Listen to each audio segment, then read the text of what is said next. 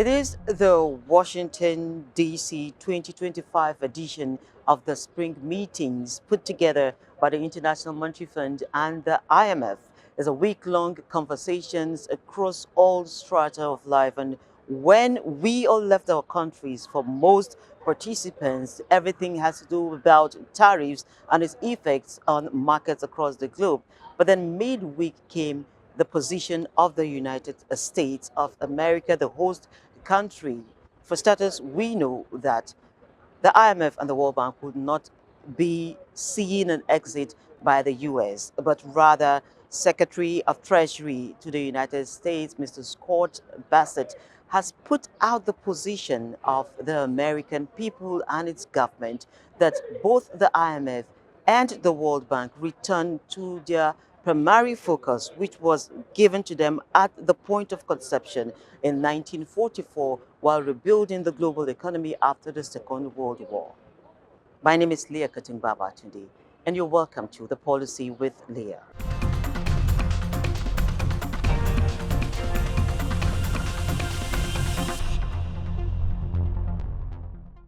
We begin the business of the day straight away from the trends table, and of course, everything is reaching you from Washington, D.C.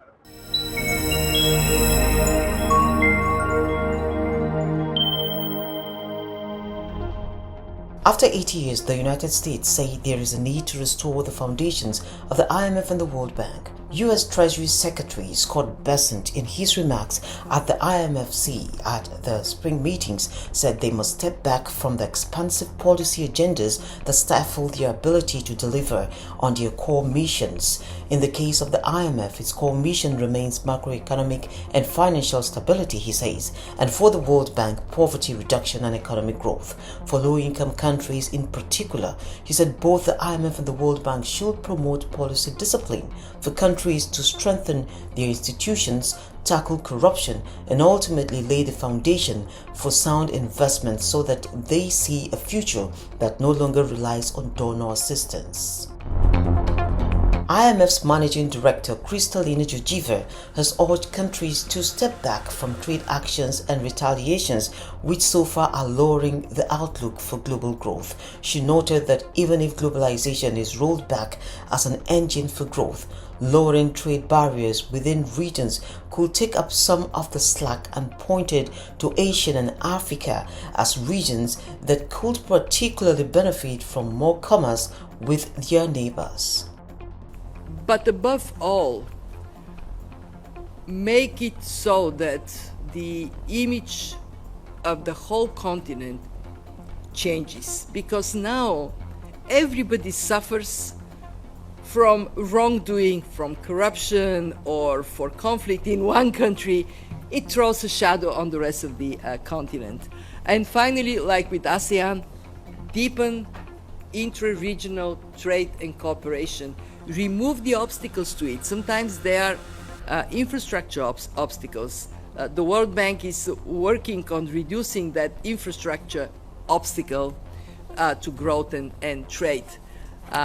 Africa has so much to offer the world. Obviously, they have the minerals, the natural resources, the young population. I think a more unified, more collaborative continent can go a long, long way. With 1.2 billion young people in emerging economies reaching working age over the next decade, and only about 420 million jobs expected to be generated, the urgency of finding scalable and sustainable solutions has never been greater. The World Bank put together a panel titled Jobs, the Pathway to Prosperity, with the sole aim of speaking to one of the defining and complex challenges of present time: how to meet the stable employment aspirations of the developing world's fastest growing youth population. This is the time to bring the different resources we have together to make those jobs possibilities come through. We have the ability to provide the the public side of what's required, the enabling infrastructure, with our public side of the bank, IBRD and IDA. We have the ability through our knowledge bank to provide help on regulatory policy, from land reform to labor reform to mobile collateral laws to bankruptcy laws. And we have the private sector of part of our bank, IFC, MEGA, and ICSID, the settlement of investment disputes. When you bring those together, very few organizations have the ability to do this the way we have in one place in-house. The Global Sovereign Debt Roundtable (GSDR) met in the course of the week and reviewed progress on the work to improve debt restructuring processes and timelines and to help keep vulnerabilities. Participants also discussed priority areas for the work going forward, and at the end of the meeting, the International Monetary Fund Managing Director Kristalina Georgieva, World Bank President Ajay Banga, and Finance Minister of South Africa, G20 Presidency Enoch Godongwana issued the Restructuring Playbook, which aims to provide debtor countries authorities considering a debt restructuring with key steps, concepts, and processes for such operations. The GDSR also brings together debtor countries and official and private creditors to build common understanding among stakeholders on debt sustainability, debt restructuring challenges, and ways to address them.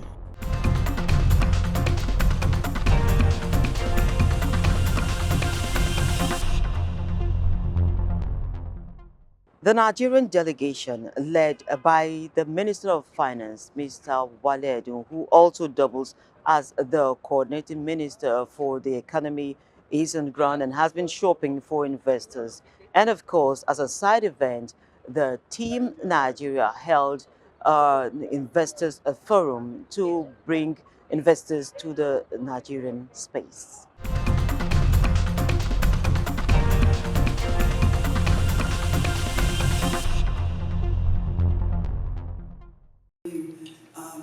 Gathered in this hall are investors from renowned global financial institutions. The forum is to set the record straight on ongoing reforms and let the investors know that Nigeria means business. Minister of Finance and Coordinating Minister of the Economy, Mr. Wale Edun, outlines areas of interest to include job creation, optimization of the budget, improved oil output and refining, structural reforms, and an enabling business environment. Despite a disturbing global slowdown, he remains optimistic that investing in Nigeria is worth it. We are committed, and Mr. President's whole plan was to stabilize the economy so that the private sector could find it attractive to invest. And so the way to growth is through investment that increases productivity, that grows the economy, that creates jobs, good, decent jobs with pensions and so forth, and then by that reduces poverty. Oil and gas revenues have increased because, one, production has increased. We've been addressing the security issues, and NNPC working together with the oil companies to really drive up the production, but without compromising the mid to long-term viability of the fields. We've also been working on using digitization. Officials of the Central Bank of Nigeria, led by the Governor, Olayemi Kadusu, outlined gains recorded since the coming of the Bola Tinubu administration and laid out prospects. We believe that as a result of adopting orthodox monetary policies, we have been able to stabilize the macros, and we are definitely in a much better place than hitherto has been the case. The central bank governor has significantly taken the charge on improving remittance flows as a dependable source of FX inflow, and we've been able to improve FX inflows through international money transfer operators by at least 75% over the last 15 months. Through the other sources of remittances, we've also seen a significant. Responding to questions by the investing community, Mr. Wale Edun said despite legitimate claims by the last management of the NNPCL, a forensic audit of the company is underway. There's a forensic audit of NNPC underway so that we can really understand what has happened in the past. As for now, there's a reconciliation exercise going on. Following Nigeria's positive showing at the debt market, Director General of the Debt Management Office, Patience Onia, assured the gathering that the country is ready to get into the JP Morgan Index.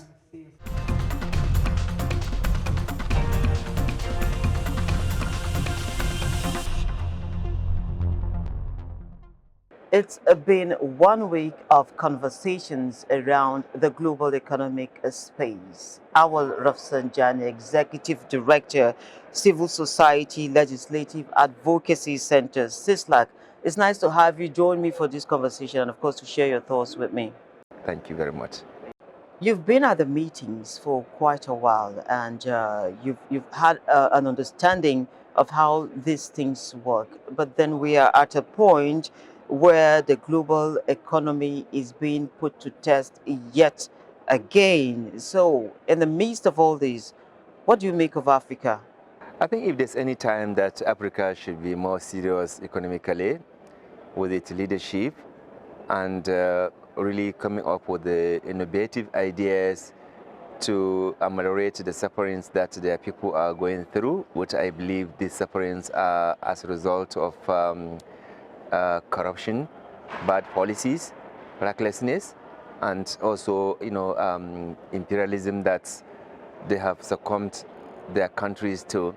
If there's any time that they should wake up and liberate themselves, this is the right time because of the global economic challenge and because of the fact that Africa has been gifted or have been endowed with both human and natural resources.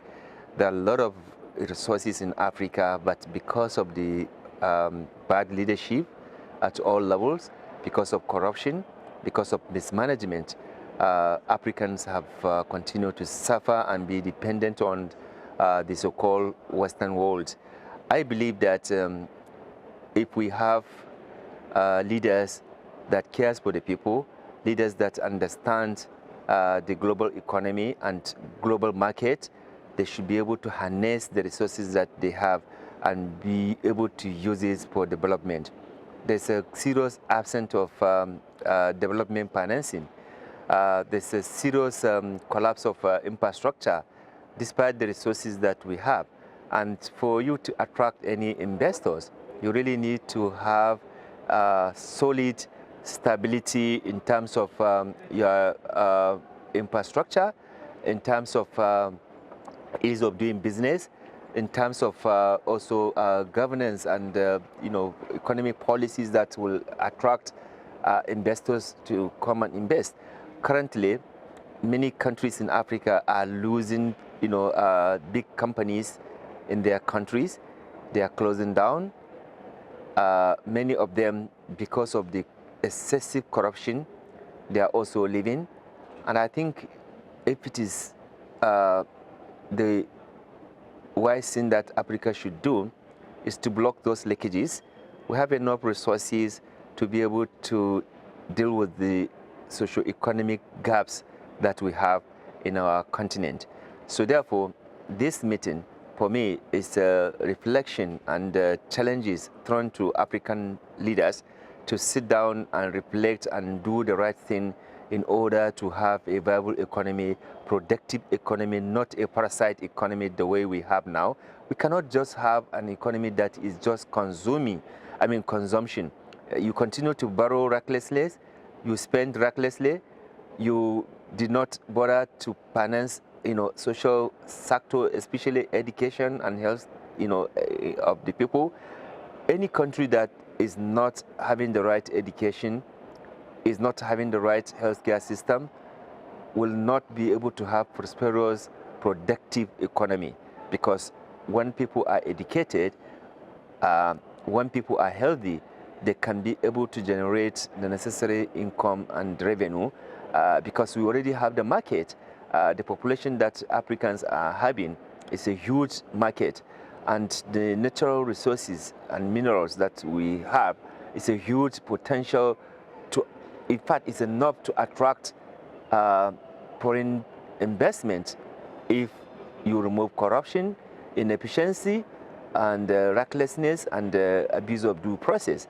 You will be able to have a better economy than even the Western, countries that did not have even 1/3 of the resources that some countries in Africa are having. I'd like you to speak on some of the issues that we have at stake now. We're at a point where, for the AFCFTA, it doesn't seem like it is going somewhere, or it is not moving at all. And Africa is in the midst of this crisis, and yet we can't trade with ourselves. Do you have an opinion if we're making a step or we're not? I think Africans, if they are serious, they should not get worried with the imposition of the tariff by United States of America, Right. because they already have options.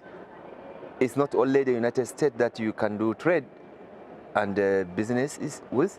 There are other parts of the world that you can equally have a respectable, matured business, with.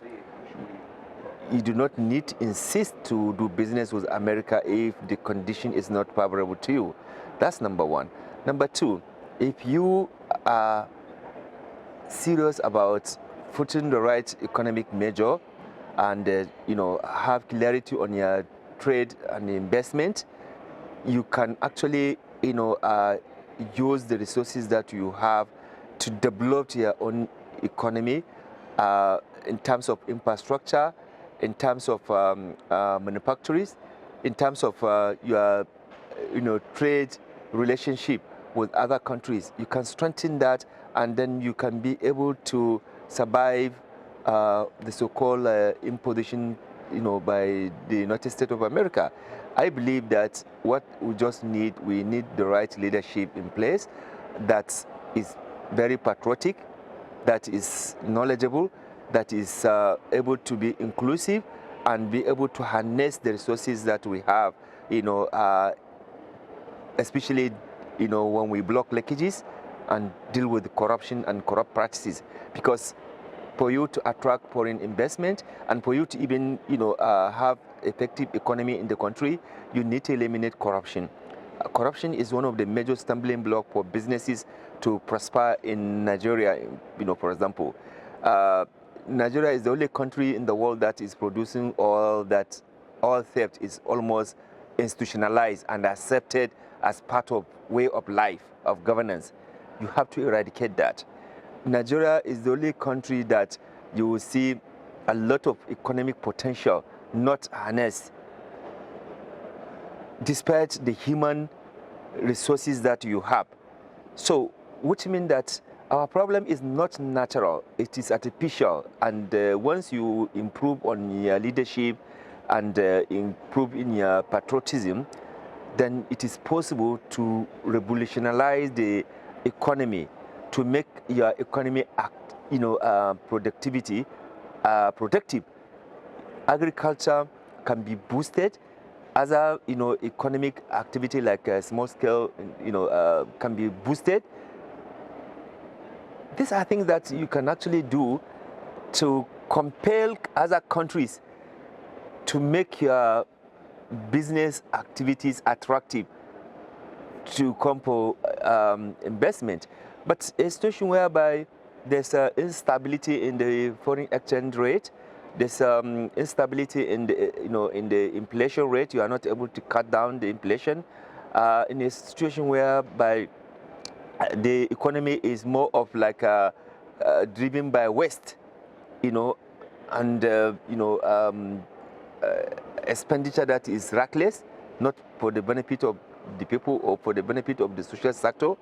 There's no way you can ameliorate the kind of challenges drawn from the global economic meltdown that we experience in this world now, and Nigeria and Africa in particular.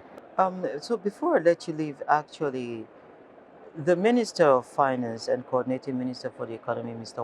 Leah Katung, for the first time admitted publicly that indeed the books of the NNPCL are being audited, especially concerning the last management of that organization. What is your take on that? Civil society had been calling for regular audits of the NNPC, and for the first time, NNPC in 2018 thereabout, they conducted an audit of the NNPC, which clearly exposed a lot of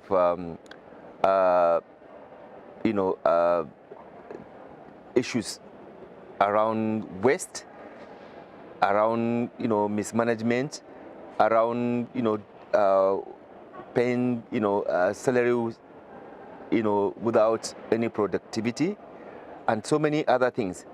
So to have an audit on NNPC is not just enough to have one audit. We want it to be a regular audit, because when you have a yearly audit, you will be able to have sanity in the finances and the activity of the NNPC.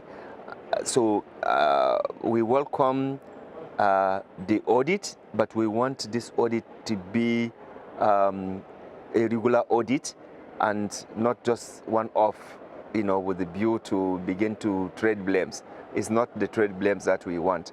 We want audit, financial audit, physical audit, process audit to be institutionalized in NNPC. Thank you so much, Mr. Awal Rafsanjani, for giving me this beautiful moment to take out of your time. And I wish you all the best for the remaining time of the meetings. Thank you very much. And I'll be introducing, bringing into the conversation Eric Lecomte. Eric is the Executive Director of Jubilee USA. It's a Jubilee year, I must say. Nice to have you join me for this conversation. Yes. Just as the World Economic Outlook report was being put out, you summed it up in one phrase. You called it a very bad report. Why? Of course, that's simplifying what is actually a very complicated matter, but the report was full of bad news. Unfortunately, what we saw from the World Economic Outlook report this past Monday was one of the worst reports that we really have seen in years. And the challenges that the report gets into is actually about revising previous economic forecasts from the International Monetary Fund. So as we are continuing to still come out of a lot of economic shocks, food and fuel crises, shocks that many countries are still facing because of the pandemic, over the last few years, the IMF said, well, it's not great, but we are seeing some recovery, especially in wealthy countries. And not only are we seeing some recovery, we're seeing some economic growth. It's not a lot, it's not strong economic growth, but we are seeing economic growth. And what we saw from this economic outlook report that the IMF just released was they're saying in January we were preparing the same report to say, well, generally things are stable and we're seeing a little bit of modest growth. But unfortunately, what they said is they had to revise those numbers, and most of that economic growth, even though it was modest, has been wiped out. What they're saying is because of the debt challenges that so many countries are experiencing, because of the cuts in foreign aid from Europe and the United States, because of the tariffs and the trade tensions, we're actually now dealing with a great deal of financial stability. We're going to see many countries, including developing countries, see higher inflation, higher food and fuel costs, and we're also dealing with a situation right now where we can see crises grow and return, and issues like the debt crisis become much more difficult to solve. Thank you, Eric, and do have a nice one.